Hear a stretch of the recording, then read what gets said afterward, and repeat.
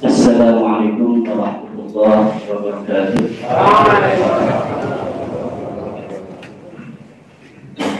Bihamdillahi nasta'inu kalamana wa bi ni'matihi nastadimu islamana wa salamatana wa ilayhi bi taufiqihi nuwajjihu raghbatana wa istislamana.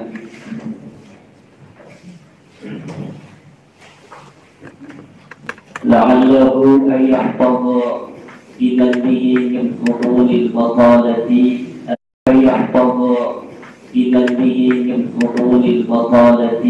alsinatana wa aqlamana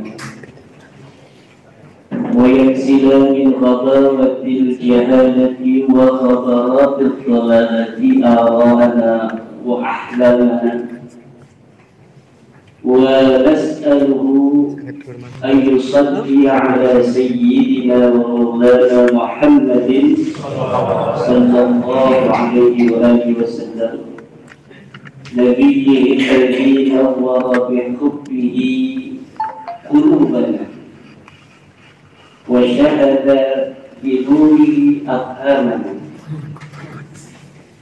kama syarrafa bidinihi awamana wa qaddara bittiba'i atharihi a'lamana al-manbah.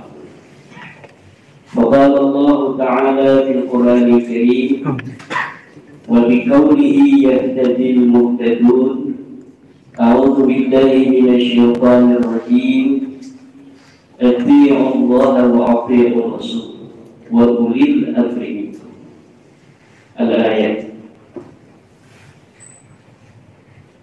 Wa qala Rasulullah sallallahu alaihi wa alihi wasallam sinfani minan nas idza salaha salaha an-nas wa idza fasada fasada an-nas atau kama qala Rasulullah sallallahu alaihi wa alihi wasallam.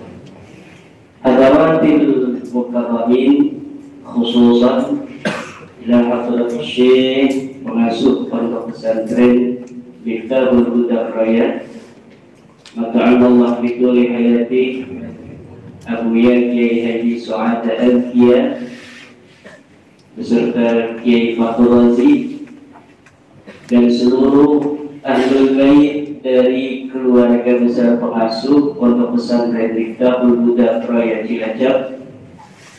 Barakallahu lana wa lakum, amin ya Allah ya rabbal alamin. Bapak Kiai Haji Masmahuddin Yainani sebagai pembicara pada halaqah fikih peradaban pada kesempatan pada hari ini, juga beliau sebagai wakil rais Syuriah PCNU Kabupaten Cilacap, Bapak Kiai Fadrani, Bapak Kiai Haji Imam Fadrani,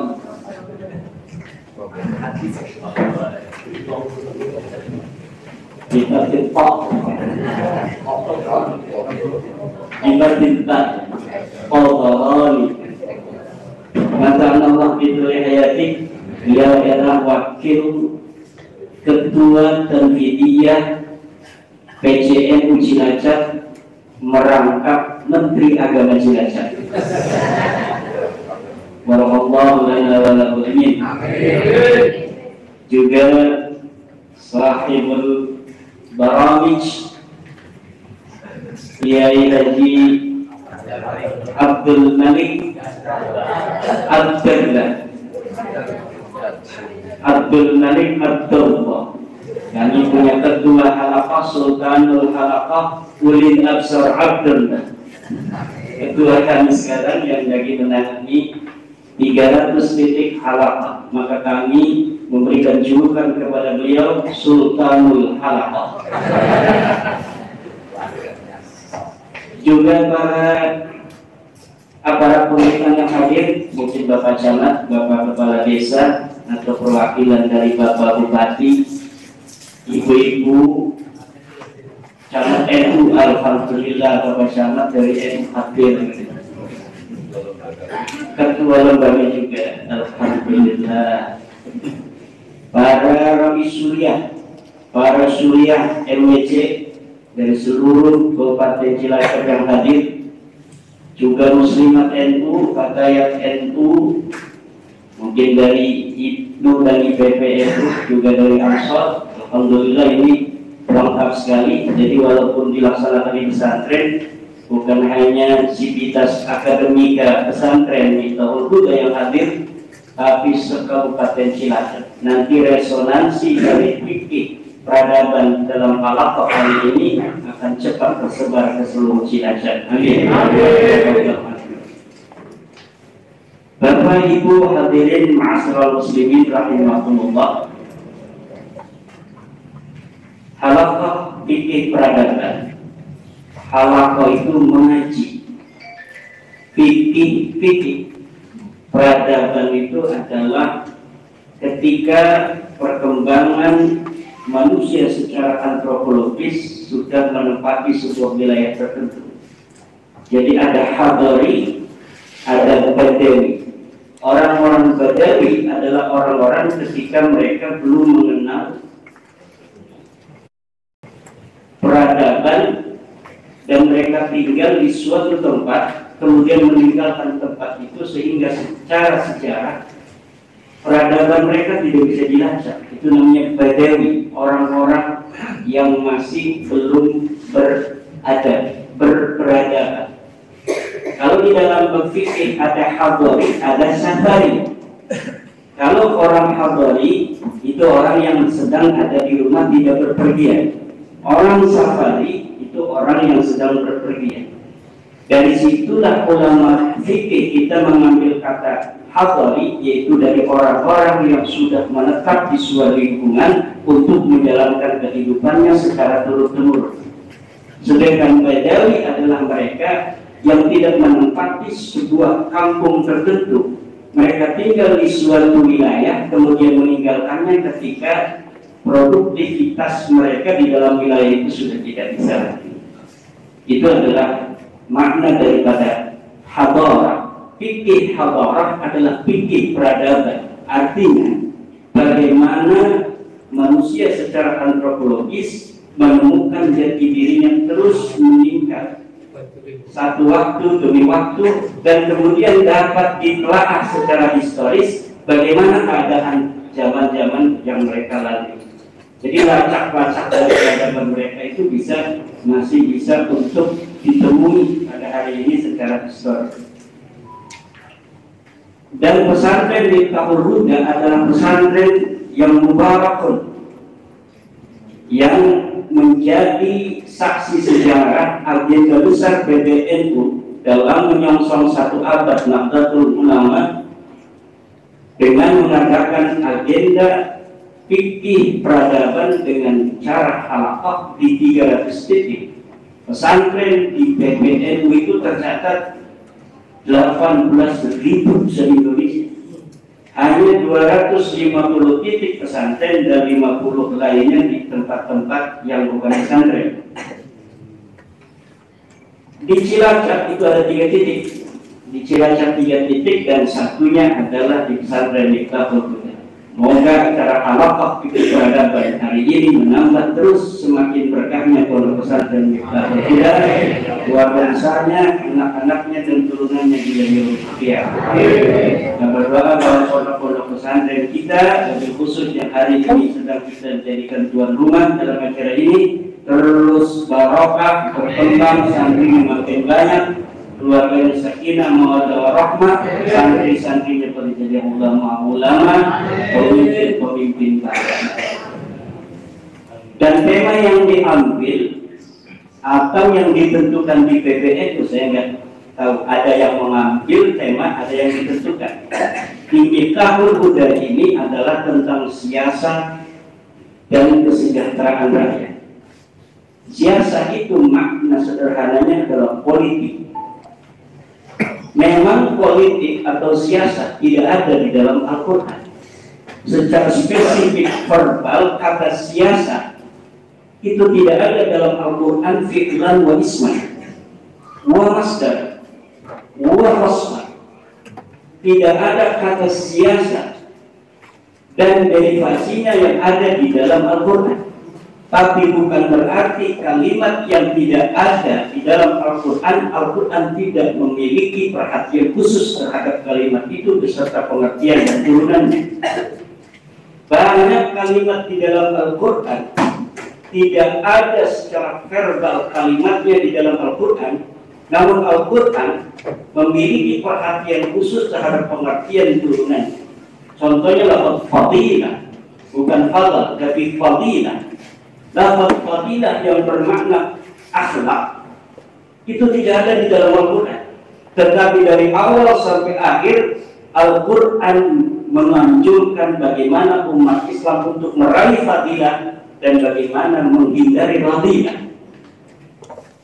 Juga kalimat aqidah, lafaz aqidah tidak ada di dalam Al-Quran, tapi dari awal sampai akhir kita akan banyak menemui bahwa Al-Quran sangat memiliki perhatian terhadap masalah akidah, teologis, iman kepada Allah, iman kepada malaikat, iman kepada kitab, iman kepada Rasul, iman kepada hari akhir, dan iman kepada qada dan qadar. Wa man kafara billahi wa malaikatihi wa kutubihi wa rusulihi wal yaumil akhir faqad dhalla dhalalan ba'idan. Satu ayat sudah 5 masalah akidah. Ditambah satu lagi qada dan qadar. Inna khalaqna kulla syai'in biqadar. Kalau umpamanya kita mendefinisikan siasat seperti Syekh Nu'man As-Samara'i dalam kitabnya An-Nizamul Islami fil Quran, An-Nizamus Siyasi fil Quran, maka kita akan menemui bagaimana Syekh Nu'man As-Samara'i mendefinisikan siasat. Beliau mendefinisikan siasat dalam binu umuri dawlati wal inayah bi masalihi wa syu'un ra'iyah. Bagaimana menyusun, mengatur negara dan mempunyai perhatian khusus terhadap kemaslahatan rakyat. Ini adalah definisi daripada siasat. Walaupun kata siasat tidak ada di dalam Al-Quran, tetapi di dalam Al-Quran kita mengenal adanya bagaimana Al-Quran menyebut tentang kerajaan Sulaiman, kerajaan Daud, kerajaan Talut, kerajaan Yusuf, kerajaan Fir'aun, kerajaan Bilqis. Bahkan Al-Quran menyebutkan bagaimana caranya kita memilih seorang pemimpin. Qala inna Allah astafahu wa zadahu basatan fil ilmi wal jismi wallahu yu'ti mulkahu man yasha. Lalu bagaimana politik dalam tataran Islam? Politik Islami tadi yang menjadi kegalauan atau apa istilahnya? Jadi kita dari para kiai, ada nggak politik yang Islami? Apakah negara kita ini salah begini? Kok masih ada kiai-kiai yang anti, yang ikut-ikut politik? Ada masih kiai-kiai kita kepada santrinya berwasiat, jangan ikut-ikut politik. Dan sebenarnya politik itu relasinya dengan agama Islam itu bagaimana? Imam Al-Mawardi misalnya di dalam Al-Ahkam As-Sultaniyah mendefinisikan bahwa yang disebut al-imamah mawdu'atul khilafatin nubuwah bi hirasatin dini wa siyasatin dunya. Bahwa yang dinamakan imamah, pemerintahan, politik adalah diletakkan atas bagaimana menggantikan Nabi dalam 2 perang. Perang pertama adalah lihirasatin, menjaga agama. Yang kedua adalah siasat dunia, bagaimana mengatur urusan-urusan dunia. Apabila sebuah kepemimpinan politik telah mencakup 2 elemen daripada definisi yang dikemukakan oleh Al-Mawardi ini umpamanya, maka kepemimpinan politik itu telah dikatakan kepemimpinan yang Islami, minimal fiqhi. Pertama adalah lihirasatid, menjaga agama. Apa yang dimaksud dengan agama? Dinuna al-Islam, agama kita adalah Islam. Lalu yang disebut menjaga agama itu apa? Menjaga rukun-rukun agama. Arkanul dini salasa. Rukun agama ada 3. Pertama arkanul iman, wa arkanul Islam, wa arkanul ihsan. Wa rukun wahid. Apabila negara, sebuah kepemimpinan politik telah menjaga 3 rukun agama ini, iman, Islam, dan ihsan, maka negara itu, kepemimpinan politik itu telah bisa dikatakan hirasatuddin, menjaga agama. Sekarang kita preteli, dalam bahasa orang kampung saya, preteli satu persatu. Iman itu apa? Al-iman an tu'mina billahi wa malaikatihi wa kutubihi wa rusulihi wal yawmil akhir wal qadari khairihi wa syarrihi min Allah. Itu yang disebut dengan iman. Apakah agama Islam yang mempunyai rukun iman yang 6 ini dilarang umatnya untuk mengimaninya? Apakah Indonesia, negara kita, melarang orang beriman kepada Allah? Ada nggak satu klausul dari negara Indonesia yang melarang orang beriman kepada Allah? Bahkan Pancasila sila pertamanya ketuhanan yang maha esa. Ketuhanan yang maha esa sesuatu yang otoritatif daripada definisi teologis Islam. Walaupun seluruh agama memiliki Tuhan yang maha esa, tetapi masih ada celah-celah yang bisa diserang dari sisi-sisi teologis, di mana masih ada konsep trinitas, masih ada konsep tentang dewa-dewa dan sebagainya. Maka ketuhanan yang maha esa sebenarnya adalah definisi teologis tentang Tuhan yang sangat otoritatif Islam. Dan tidak ada agama, tidak ada negara melarang orang yang beriman pada Allah. Bahkan masih ada hukum di Indonesia yang melarang menyebarnya paham-paham ateisme, paham-paham anti Tuhan dan sebagainya. Ini adalah bukti bahwa rukun iman pertama dijaga oleh Indonesia. Rukun iman kedua, mengimani mereka. Apakah negara kita melarang orang beriman kepada mereka? Tidak ada, bahkan orang yang mengaku mereka ditangkap oleh polisi. Makanya kata Netizen Indonesia, polisi Indonesia lebih hebat dari polisi lain di dunia, karena bukan hanya teroris yang ditangkap, malaikat Jibril sampai ditangkap. Dia minum itu mengaku Jibril, ditangkap oleh polisi Indonesia. Yang ketiga adalah beriman kepada kita. Apakah negara Indonesia melarang umat Islam untuk beriman kepada kita? Tidak ada. Kita mengimani Al-Quran, kita mengimani Injil, kita mengimani Taurat, kita mengimani Zabur. Tidak sama sekali negara Indonesia melarang kita untuk beriman kepada Al-Quran.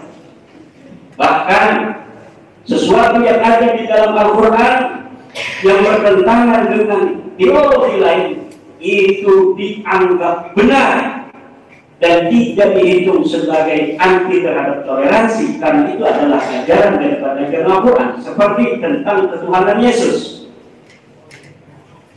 Kita orang Islam mengatakan Nabi Isa itu adalah Nabi. Menurut saudara-saudara kita dari agama lain, dia Tuhan. Tetapi ketika kita mengatakan bahwa dia adalah sebagai Nabi, tidak ditangkap dan tidak dianggap tidak toleran, karena itu adalah merupakan ajaran daripada agama kita. Percaya kepada kita, bahkan kemenang. Saya tahu fondasi Al-Quran itu sangat ketat sekali. Tidak boleh ada Al-Quran yang menyebar ke masyarakat. tanpa melalui pentasih Al-Quran yang ada di taman mini, pentasih mushaf Al-Quran.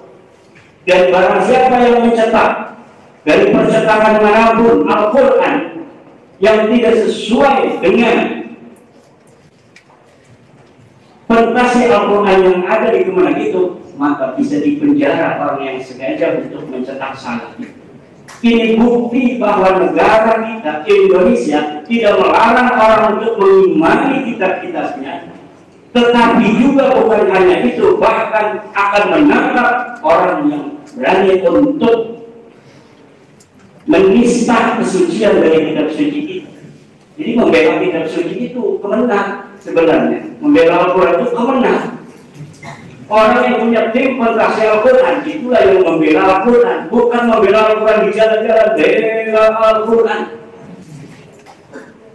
Yang selanjutnya, bukti bahwa apakah nanti benar ada item-item negara kita ini tidak menjaga agama, yaitu rukun iman yang selanjutnya, percaya kepada Rasul. Apakah negara kita pernah menangkap orang yang mengaku bahwa dia bernabi Muhammad SAW dan mengakui Isa sebagai nabi, yang mengakui Daud sebagai nabi? Tidak pernah. Kalau umpamanya tidak ada orang yang dilarang untuk mengakui nabi-nabi yang ada di dalam Al-Quran, yang ada di dalam Islam sebagai nabi, berarti negara menjamin, membela, dan tidak melarang orang untuk mengimani Nabi. Yang selanjutnya adalah beriman kepada hari akhir. Bagaimana agama Islam mengimani adanya hari akhir, terutama kita di Sunnah wal Jamaah, dan saya kira seluruh mazhab mengimani bahwa ada hari akhir. Yang berbeda itu nanti hanya di dalam ada kubur. Kita di Sunnah wal Jamaah mengimani bahwa ketika kita mati menunggu kiamat ada siksa kubur, tetapi Mu'tazilah tidak mengimani adanya siksa kubur, adanya hanya siksa neraka, dan itu nanti setelah kiamat. Makanya orang-orang yang tidak tahlilan itu mungkin dia tidak mengimani adanya siksa kubur. Jadi metode cara berpikirnya mirip Mu'tazilah. Kalau kita karena ahli Sunnah wal Jamaah mengimani adanya siksa kubur berdasarkan hadis-hadis yang sahih, maka kita mengadakan tahlil dan kirim doa serta aula. Untuk apa? Untuk membesuk saudara-saudara kita yang masih ada di kepolisian. Karena alam barzah itu kepolisian, belum masuk sidang pengadilan. Sidang pengadilan itu nanti setelah adanya kiamat. Setelah adanya kiamat baru di situ ada sidang pengadilan yaumul hisab. Setelah yaumul hisab kemudian akan melewati siratal mustaqim. Negara Indonesia tidak melarang umat Islam mempercayai adanya hari kiamat. Itu satu. Bahkan sekarang ini muncul para penceramah yang kalau ceramah dia hanya mempunyai satu tema, yaitu hari kiamat. Tidak ditangkap. Dia diundang di sini tentang hari kiamat, dia diundang di sana tentang hari kiamat. Dibiarin sama polisi. Bahkan polisinya juga gini-gini aja takut kiamat. Gara-gara tiap hari ada orang ceramah hari kiamat, akhir zaman. Akhirnya dia dikenal sebagai penceramah akhir zaman.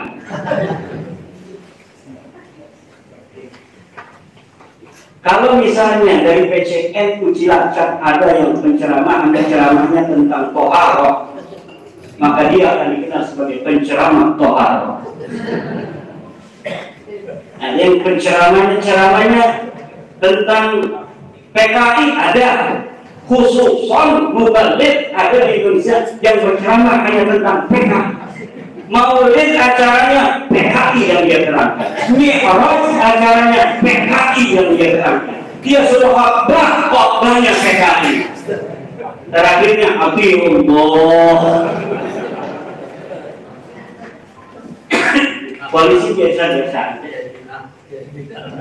walaupun kiai bid'ah model gitu biasa-biasa aja. Polisi diarahkan mau sah mau kagak bukan urusan gua, kata polisi. Yang penting negara aman.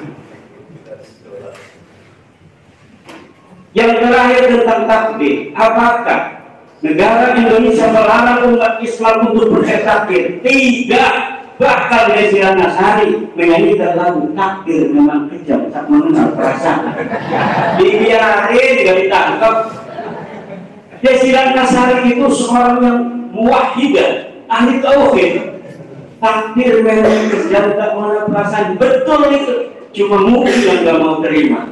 Kemudian di beredel, nggak boleh beredar kasetnya Desi Ratnasari. Tapi secara teologis, tauhid betul. Takdir memang kejam, tak mengenal perasaan. Kalau takdir tidak kejam dan mengenal perasaan, gak bakal ada bayi yang mati. Kenapa? Kasihan ibunya nangis.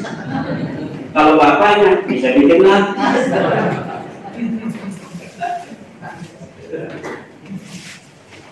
Satu item sulusuddin, 1/3 dari rukun agama sudah nyata kita pelajari bahwa negara Indonesia hirasatuddin asus, menjaga 1/3 agama. Tinggal rukun Islam satu-satu supaya tahu ini didengarin ini live ya, bahwa negara kita negara yang syar'iyyun 'indal fuqaha. Rukun Islam ada berapa? Ada 5. 1. Syahadat. 2. Sholat. 3. Puasa. Zakat apa puasa dulu? Zakat. 4. Puasa. 5. Haji. Apakah negara Indonesia melarang orang untuk bersyahadat? Katanya negara Indonesia tauhid. Wahai yang mengatakan negara Indonesia tauhid, apakah negara Indonesia pernah ada satu berita? Lihat dari tahun 45 sampai sekarang. Berita-berita keliping-keliping, pernahkah ada orang yang bersyahadat ditangkap di Indonesia ini? Tidak ada. Bahkan kalau syahadat di masjid boleh, syahadat di masjid boleh, syahadat di jalan boleh, takbir di jalan juga nggak ditangkapin. Indonesia, coba ke Mesir, jalan-jalan ke Mesir, Maulid dan di jalan boleh nggak? Nggak boleh. Mi'raj di jalan nggak boleh. Pengajian tidak boleh ada speaker duluan. Kita jangan bukan hanya di luar, jalan kita tutup Maulidan, masuk bonyok, dipalang sama bantu. Enggak lapor polisi, kata polisi, ini ada surat pemberitahuan nggak kita? Enggak perlu. Polisi diam aja, kata polisi. Sallallahu alaihi Muhammad. Karena nabinya sama dengan polisi. Sholat tidak ada yang dilarang di negara kita. Enggak ada orang dari sholat dilarang, bahkan ditangkap tidak ada. Sholat di masjid boleh, di rumah boleh, di gunung boleh, di jalan boleh, di Monas boleh, bahkan dikasih WC itu sama polisi. Ini bukti bahwa negara kita tidak melarang agama, tidak melarang sholat. Kemudian setelah sholat apa lagi? Zakat. Apakah Indonesia melarang zakat? Tidak, yang ada itu adalah umat Islam yang mau zakat. Bukan Indonesia melarang orang zakat, tapi orang Islam sudah banyak yang memujakan. Yang kelima, haji. Bagaimana haji? Dilarang tidak? Bagaimana dilarang? Pemerintah sibuk, Gus Yakut pulang pergi ke Mekah. Bagaimana caranya Indonesia punya kemudahan? Bukan hanya haji tapi umroh. Tapi alhamdulillah kemarin sudah ada berita bagus. Orang umroh nggak perlu pakai meningitis. Orang umroh bukan hanya 29 sampai 70 hari ya. Visanya itu 90 hari visanya itu. Luar biasa, nggak mau pulang di situ ketemu dikit aja dibawa kantor. Silakan jadi wali, kali-kali itu udah pakai pesawat lagi. Ini hebatnya Indonesia. Lebih hebat penanganan haji dari zaman Belanda. Zaman Belanda bagus nata haji juga. Pakai apa namanya, kapal laut. Tapi negara Indonesia sekarang dengan begitu rumitnya permasalahan haji, tapi bisa ditangani oleh pemerintah Indonesia dengan cara dua gelombang. Gelombang pertama, gelombang kedua. Bagaimana mengatur berapa hari, berapa kapal satu hari, berapa orang yang harus ada di Madinah, berapa orang yang harus ada di Mekah, sampai tidak ngumpul di satu tempat. Masya Allah, ini susah. Kalau kita yang mikirin taklim tiap hari dulu, ngapain ngurusin begitu? Itu urusan pengangguran, kayak menteri pengangguran. Coba ngurusin haji. Kita kiai-kiai ngurus pesantren, udah ngurusin santri. Betul? Ini bukti bahwa negara kita menjaga agama kita. Haji dijaga. Haji itu sudah ditemukan dalam manuskrip. Orang Indonesia sudah berhaji sejak tahun 1634. Itu orang yang pertama kali disebut haji, bukan orang pertama haji, tapi orang yang pertama kali dipanggil haji. Dalam manuskrip kita di Banten itu ada namanya Imam Haji Wangsareja. Dia turun dari Mekah tahun 1634, langsung oleh Sultan Abdul Mafahir diberi gelar Imam Haji Wangsareja. Nama aslinya Arya Wangsakara. Karena dia pulang dari Mekah haji bersama putranya yang laki-laki namanya Pangeran Pekik, akhirnya diberi gelar sebagai haji. Jadi kalau ada pertanyaan nanti di PPHD Kabupaten Cilacap, ya nanti ikut PPHD. Siapakah orang yang haji pertama kali di Indonesia? Jawabannya Imam Haji Wangsareja. Betul itu. Saya juga dapat baca karena saya pernah ikut PPHD.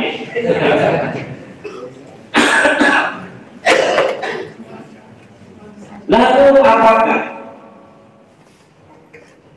Indonesia ini masih satu lagi ya, baru rukun Islam. Satu lagi rukun agama yang ketiga. Rukun agama yang ketiga disebut ihsan. Ma huwa ihsan? An ta'budallaha ka'annaka tarahu fa in lam takun tarahu fa innahu yarak. Engkau beriman, beribadah kepada Allah ka'annaka tarahu, sepertinya engkau memandang Allah. Fa in lam takun tarahu, kalau engkau tidak bisa seakan-akan memandang Allah, yakinilah maka Allah itu selalu melihat dirimu. Itu namanya ihsan. Ihsan itu adalah fi'lul qalb. Ihsan itu adalah fi'lul qalb. Isti'anah. Ilmu di dalam Islam itu selalu ada zahirah, selalu ada batin. Orang yang iyyaka na'budu tapi belum bisa iyyaka nasta'in, maka dia belum bisa ihdinas siratal mustaqim. Siapa orang yang bisa ihdinas siratal mustaqim? Orang yang sudah iyyaka na'budu, menyembah Allah dengan zahirnya, wa iyyaka nasta'in, dan dia memohon isti'anah kepada Allah di qalbi. Itulah orang yang ihdinas siratal mustaqim, yaitu orang-orang yang telah berjalan di jalan Islam yang lurus.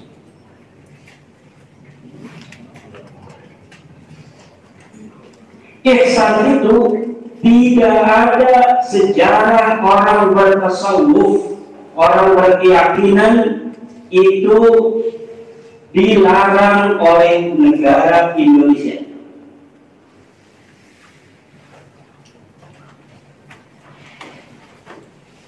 Nah, lalu apakah ketika kita sudah mengetahui bahwa negara Indonesia tidak melarang ketiga-tiganya, tidak melarang Islam, tidak melarang iman, tidak melarang ihsan, apalagi ihsan yang pegawaian hati, susah dilarangnya. Islam aja yang fi'lul jawarih itu tidak dilarang oleh negara. Maka lalu apa lagi? Ada yang mengatakan bentuknya harus negara Islam. Wahai orang-orang yang mengatakan bahwa bentuk negara adalah harus dengan bentuk negara Islam, hatu burhanakum in kuntum shadiqin. Maka dalilnya satu ayat Al-Quran, satu hadis Nabi yang menyatakan bahwa bentuk negara itu ditentukan oleh Al-Quran atau ditentukan oleh Al-Hadis. Hatu burhanakum in kuntum shadiqin. Tidak ada Al-Quran, tidak ada Al-Hadis asal sahabat bawa kemari. Kalau ada ucapan Abu Bakar, kalau ada ucapan Umar, kalau ada ucapan Utsman, kalau ada ucapan Ali atau sahabat lain Rasulullah yang mengatakan bahwa negara harus berbentuk seperti A, negara harus berbentuk seperti B, hatu burhanakum in kuntum shadiqin. Tidak ada satu pun dalil di Al-Quran atau di Sunnah atau di Al-Hadis, tidak ada dalil yang mengatakan bahwa bentuk negara harus bentuk tertentu, harus seperti bentuknya zaman Nabi Muhammad SAW. Bagaimana Nabi Muhammad SAW ketika beliau wafat, beliau tidak berwasiat, tidak nitip-nitip ini nanti yang akan dijadikan sebagai pemimpin setelah, tidak ada.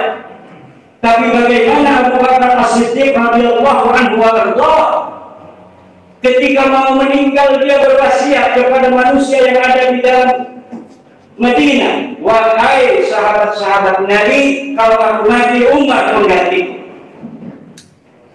Abu Bakar sudah berbeda dengan Nabi.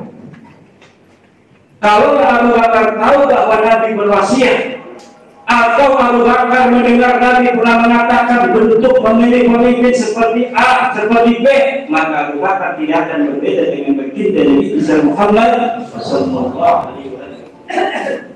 Sayyidina Umar radhiyallahu anhu ketika mau meninggal, beliau kemudian memanggil 6 orang sahabat. 6 orang sahabat ini kemudian dijadikan informator. Aku serahkan urusan umat ini kepada kalian 6 orang, angkat 1 orang sebagai pengganti. Beda lagi aja. Katanya adalah alaikum bisunnati wa sunnati khulafa'ir rasyidin.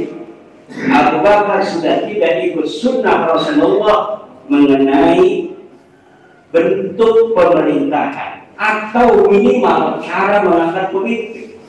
Umar menyalahi Abu Bakar As-Siddiq. Kemudian Utsman ketika terpilih dari 6 formatur ini sebagai pengganti daripada Umar, beliau seperti Nabi, tidak berwasiat, tidak menunjuk formatur, beliau dibunuh terlebih dahulu. Kemudian Sayyidina Ali dipilih secara pemilihan langsung seperti Indonesia oleh man baqiya fil Madinah. Orang-orang yang ada di Madinah bersepakat mengangkat Sayyidina Ali sebagai pemimpin. Beda lagi aja. Kemudian Sayyidina Muawiyah radhiyallahu anhu ketika dia wafat, siapa yang diangkat? Bagaimana cara dia mengangkat pemimpin setelahnya? Dia memilih seperti kaisar-kaisar Persia dan kaisar-kaisar Romawi, yaitu yang menggantikan dirinya adalah anaknya. Yang menggantikan anaknya lagi, sampai Bani Umayyah hancur. Ganti oleh Bani Abbasiyah. Bani Abbasiyah pun tidak ikut Nabi. Bani Abbasiyah tidak ikut Abu Bakar. Bani Abbasiyah tidak ikut Umar, tidak ikut Utsman, tidak ikut Ali, tapi ikutnya Muawiyah. Dia mengangkat pemimpin dari anaknya. Nanti anaknya sampai zaman Utsmaniyah. Abbasiyah hancur, kemudian ganti Utsmaniyah. Utsmaniyah pun tidak nyontoh Nabi. Utsmaniyah yang bagi pilot project HTI bahwa khilafah itu seperti Utsmaniyah, dan tahun 24 ini yang akan datang adalah tahun di mana harus diperingati kehancuran Utsmaniyah, dan mereka ingin menegakkan kembali khilafah yang sudah 100 tahun hancur. Mereka sedang mempersiapkan. Kita mempersiapkan satu, agar NU mereka mempersiapkan 1 abad kehancuran khilafah. Makanya Gus Yahya itu orang yang sangat cerdas, dohirun wa batin. Dia tahu momentum. Indonesia dari pemerintah ganti-ganti. Kewajiban NU adalah meresonansikan gema-gema NKRI kepada seluruh masyarakat Indonesia. Politik urusan lain.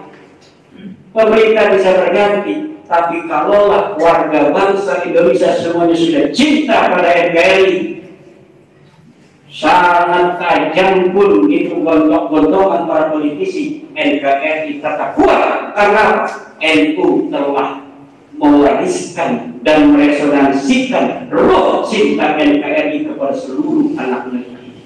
Ini yang sedang dilakukan oleh PBNU kali ini. Kita tidak akan pernah tahu politik 2004 seperti apa. Tapi kalau seluruh warga bangsa Indonesia telah berikhrar bahwa NKRI ini harga mati, kita tinggal terhadap bentuk negara ini, maka politik seperti apapun tetap Indonesia akan dapat kita pertahankan. Jangan sampai seperti dulu zaman orang-orang tua kita, kesultanan perang antar kesultanan. Orang Cilacap, orang Jogja, perang zaman dulu dengan macam-macam. Coba sejarahnya kita di Banten dengan saudara sendiri Cirebon perang zaman kesultanan. Belum ada Indonesia, belum ada wasitnya. Kita merasa kesel sedikit, kita serbu itu Cirebon. Kita juga pernah orang Banten menyerang Sumedang, saudara masih satu keturunan dari Prabu Siliwangi. Orang Jogja perang dengan orang Solo dan sebagainya, Surabaya perang dengan Mataram, Joko Tingkir perang dengan anak angkatnya, Joko Tingkir membunuh perang dengan Arya Penangsang. Tidak boleh kita kembali ke masa itu lagi, di mana memilih pemimpin harus dengan pertumpahan darah. Kita memilih pemimpin pertumpahan angkot sekarang.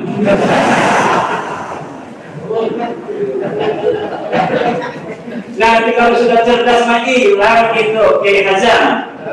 Hilang angkot-angkot itu. Coba tuh di Gusbah kemarin. Pemilihan lurah kepala desa di kampungnya Gusbah, adiknya atau sepupunya Gusbah menang tanpa duit. Duit orang payu. Duit orang. Sekarang kita berproses. Jangan seakan-akan Indonesia tidak berkah. Orang jadi kepala desa harus mengeluarkan 1 miliar. Orang jadi kepala dinas harus sekian miliar. Biarin aja. Proses untuk menuju baik. Gak bakal jalan itu di aspal kalau nggak hancur dulu. Betul tidak? Kadang-kadang bupati daerah belum hancur, masih bisa kemana tambal-tambal, tapi kalau hancur benar dia mau jalan nggak bisa kalau bangun besok harus selesai. Itu bisa. Insya Allah kita sedang berproses menuju demokrasi yang baik. Di dalam untuk mencapai ke arah situ ada bolong di mana-mana, itu wajar. Al-maisur la yasqutu bil mahsur. Al-maisur la yasqutu bil mahsur. Negara Indonesia ini sudah syar'i. Mana dari orang-orang yang mengatakan Indonesia ini togut dari mana? Belum pernah mereka mau berdebat. Mereka bikin video-video sab-sabawiyah. Mereka bikin video-video mughalaqah.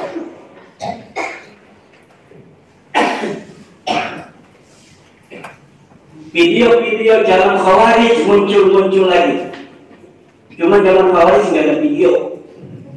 Tapi narasinya narasi khawarij. Al-harbu khida'. Peperangan adalah tipu muslihat.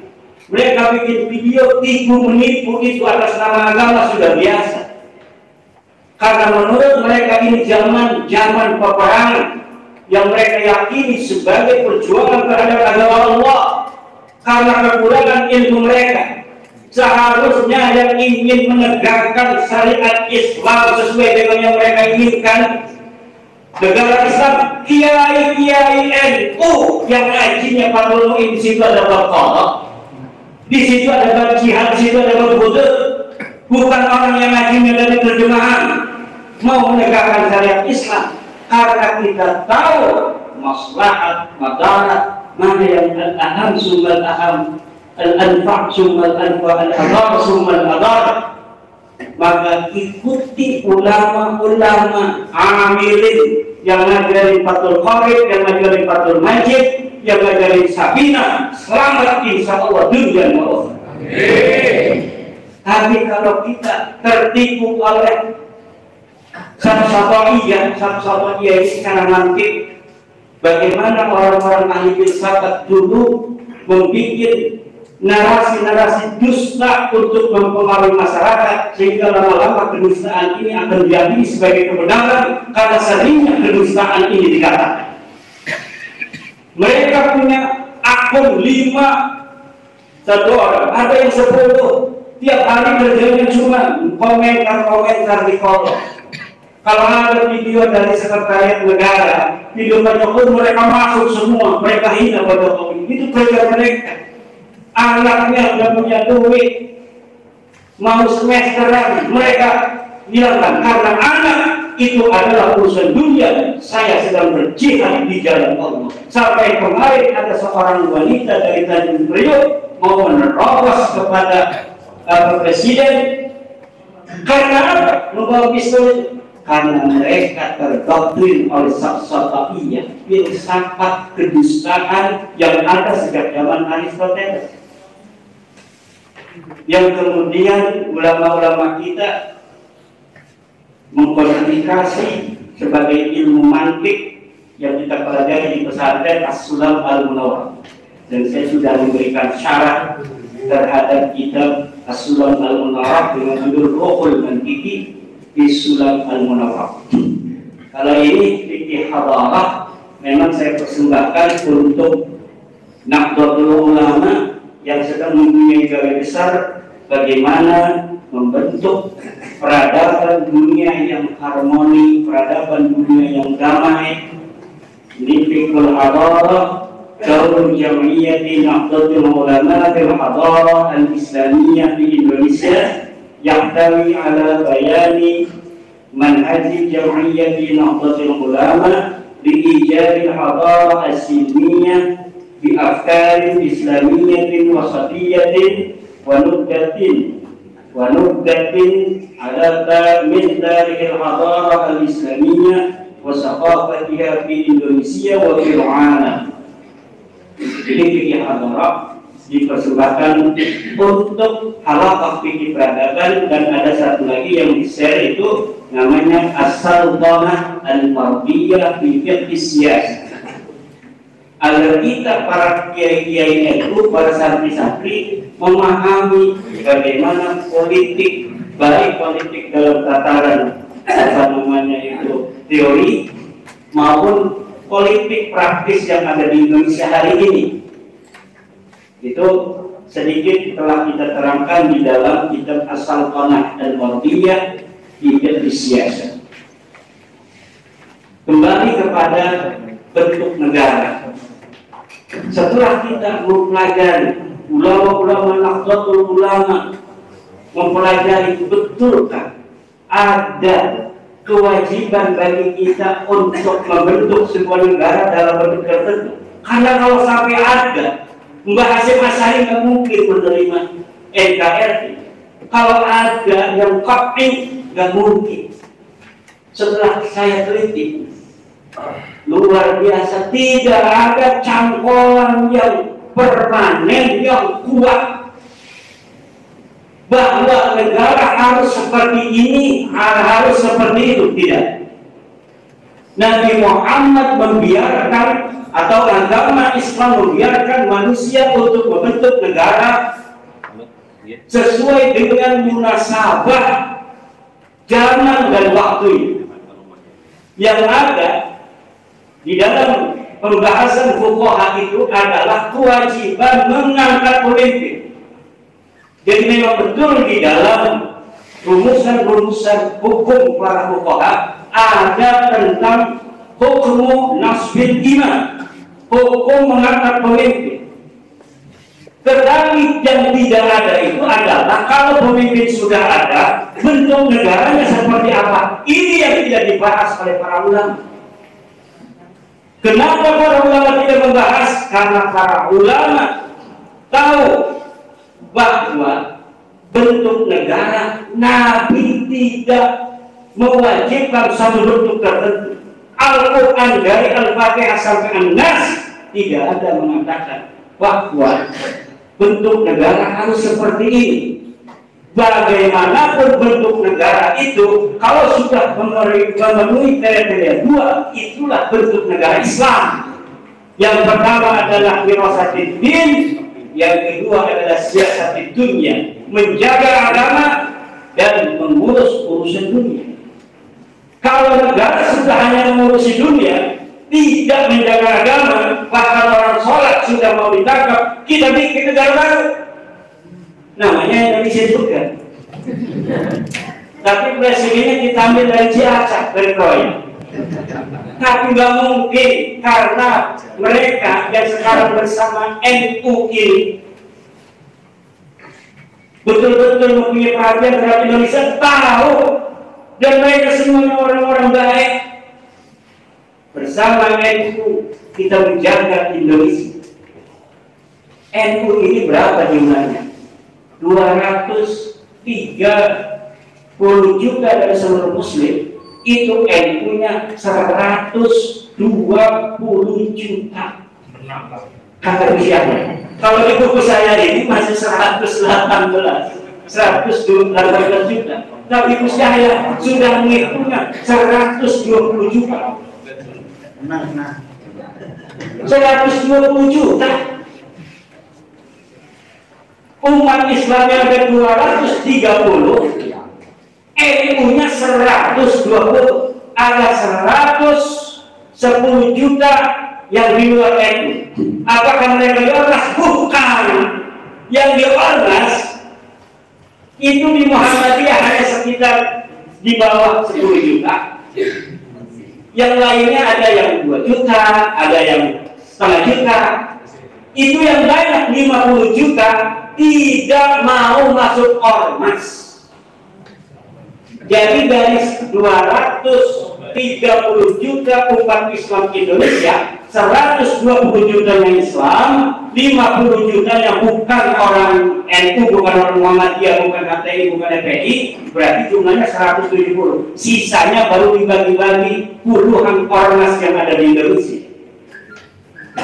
Nah, kalau sudah begini, aina tawajjahat nahbatul ulama fi mauqifin fadzalika mauqiful muslimina di Indonesia.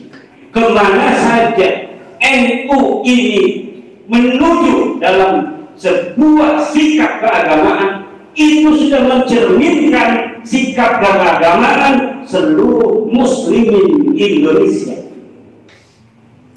Kita ini menganut demokrasi.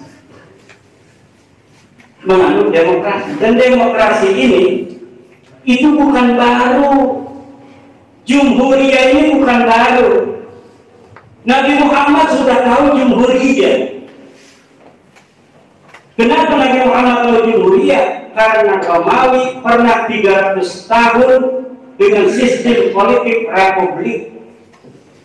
Dari tahun 300 sebelum Masehi sampai tahun 27 sebelum Masehi di Romawi itu republik. Kalaulah Nabi Muhammad mewajibkan kita untuk mengikuti sebuah bentuk negara, karena Nabi Muhammad tahu di sana ada di Romawi ada republik, sebelum republik ada sistem kaisar, ada sistem negara kota, city state. Tapi Nabi Muhammad SAW tidak mewasiatkan satu bentuk negara. Ada lagi di sebelah sana ada negara Rom, di sananya ada negara Furs, Persia. dengan sistem Kaisar. Saat ini Nabi Muhammad tidak mewasiatkan, tidak mewajibkan bahwa bentuk negara harus seperti Jumhuriyah Romawi, tidak. Harus seperti Kaisariyah Romawi, tidak. Harus seperti Kaisariah Persia, tidak. Harus seperti negara saya, negara Madinah, tidak. Dan Muhammad membiarkan semua itu. Dan bagaimana kita melihat dari sisi waktu dan dari sisi tempat yang sesuai dengan kebutuhan kita. Yang penting dua, lihirasati din wali siasati dunia. Lalu siasati dunia itu sudah terpenuhi belum? Ini yang ada di sini, kesejahteraan Kiai Fahrul. Bagaimana relasi negara dengan kesejahteraan rakyat? Apakah ada kaitan atau enggak? Apa negara berjalan sendiri? Apa rakyat berjalan sendiri? Sekilas bagi kita yang ada di kampung, kita berjalan sendiri, negara berjalan sekilas, begitu perasaannya. Kenapa? Kalau merasa belum pernah dikasih BLT. Bagi orang yang agak mapan itu nggak pernah dikasih BLT. Dia kaya dapat dagang di pasar Roya, ya kan? Dia punya beras karena dia bertani, karena dia berdagang, rasanya begitu. Tapi kalau tidak ada yang mengatur perdagangan, ada mafia 1 bulan aja minyak goreng kita susah ngegoreng. Ada mafia minyak goreng 1 bulan aja kita sudah susah menggoreng. Coba kalau mafia-mafia itu berjalan terus. Kalau Pak Jokowi tidak sigap, bahaya Pak. Kita yang merasa berjalan sendiri, saya mah kaya juga karena saya dagang, saya mah bisa makan juga karena saya bertani. Tapi tanpa ada negara, izdihamu ihtimamin nas, ada desakan kepentingan manusia yang akan saling mencakar antara satu dan yang lain.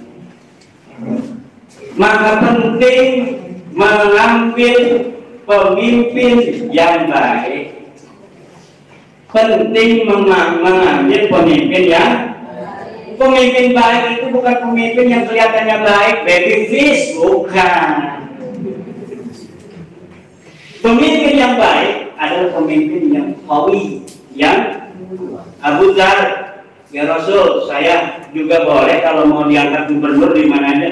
Anda baik, kamu lemah, dikir aja kamu mah.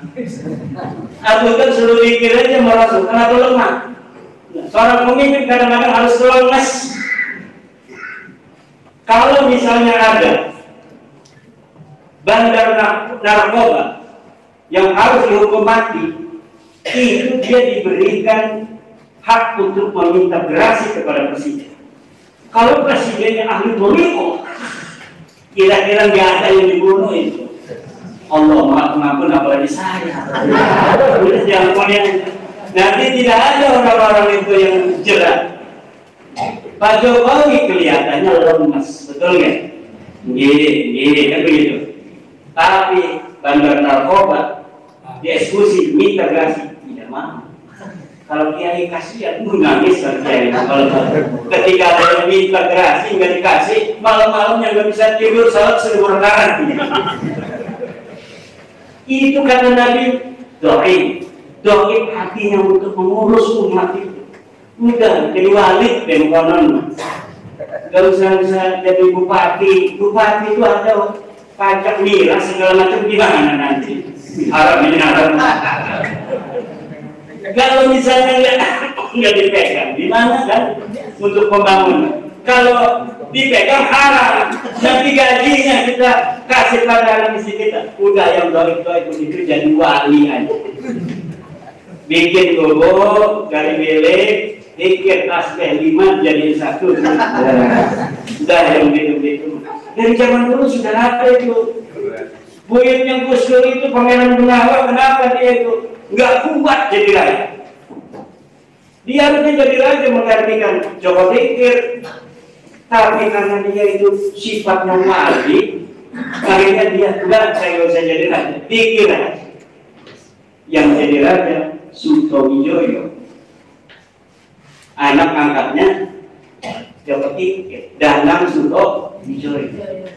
Nah inilah para dulur-dulur sekalian, cara memilih pemimpin yang kuat seperti apa? Yang memiliki syaukah. Apa itu syaukah? Syaukah itu adalah basis mayoritas. Syaukah itu apa? Basis mayoritas. Seorang pemimpin presiden harus memiliki basis mayoritas.